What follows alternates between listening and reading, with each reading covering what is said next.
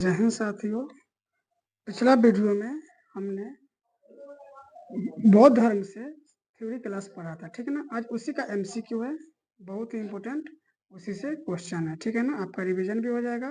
देखते हैं आप लोग इसमें से कितना क्वेश्चन लगा लेते हैं, ठीक है ना। हमसे पहले क्वेश्चन लगाइए और उसमें कमेंट कीजिए क्या आंसर होगा। देखिए क्वेश्चन है पहला, गौतम बुद्ध को कितने वर्ष की आयु में ज्ञान की प्राप्ति हुआ था। तो देखिए गौतम बुद्ध को ना, पहले तो इसका कहानी समझिए कि 29 वर्ष की आयु में अपना गृह त्याग किए थे और 6 वर्ष तक घनघोर तपस्या किए थे।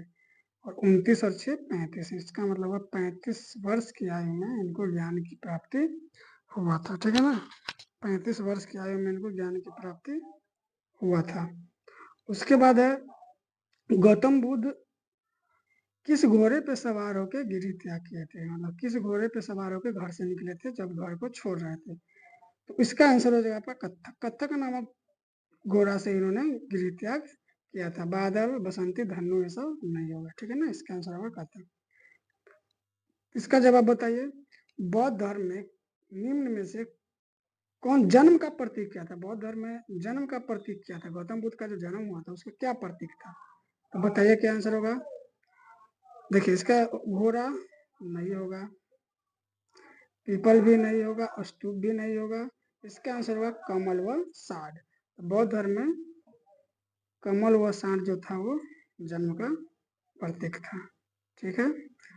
नेक्स्ट आपका अगला क्वेश्चन है कि बौद्ध गौतम बुद्ध के अनुसार दुख का सबसे बड़ा कारण क्या है। बहुत इंपॉर्टेंट है। देखिए दुख का सबसे बड़ा कारण जो था वो था इच्छा, ठीक है ना। अगर इच्छा आपके मन में है और वो पूरा नहीं हो तो वही दुख का सबसे बड़ा कारण है, ठीक है ना। इसी दुख से निकलने के लिए भगवान बुद्ध ने अष्ट मार्ग दिया था, ठीक है ना। तो दुख का सबसे बड़ा कारण क्या है, इच्छा, जिसको तृष्णा कहा जाता है। तृष्णा का मतलब होता है इच्छा। ये दुख का सबसे बड़ा कारण है, ठीक है ना। अब तीसरा बौद्ध संगीति किसके काल में होता है, इसके लिए हम फॉर्मूला बताए थे।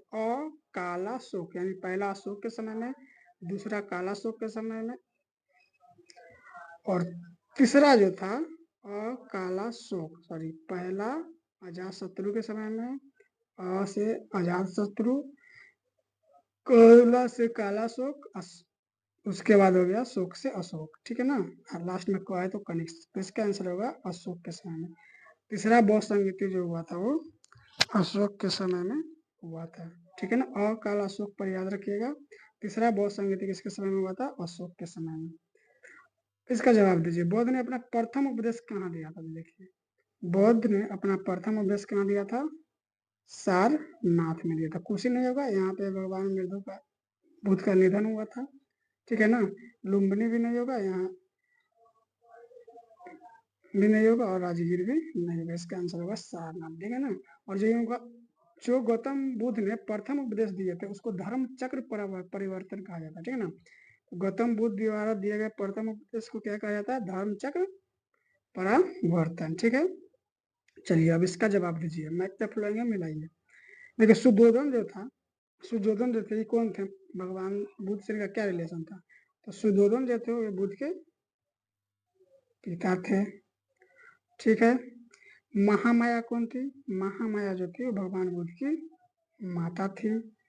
प्रजापति गौतमी कौन थी, वो उनकी मौसी थी। और यशोधरा कौन थी, वो उनकी गौतम बुद्ध की पत्नी थी, ठीक है। यह है उनका पूरा परिवार का, ठीक है ना। अब आगे समझिए अगला क्वेश्चन। इसमें देखिए, इसमें पूछा गया है कि गौतम बुद्ध का जन्म कहाँ हुआ था। देखिए गौतम बुद्ध का जो जन्म हुआ था वो हुआ था लुम्बिनी में, ठीक है। गौतम बुद्ध का जन्म कहाँ हुआ था, लुम्बिनी में हुआ था।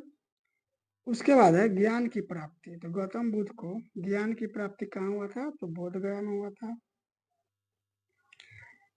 तीसरा है निधन, इनका निधन कहाँ हुआ था, तो इनका निधन हुआ था कुशीनगर में।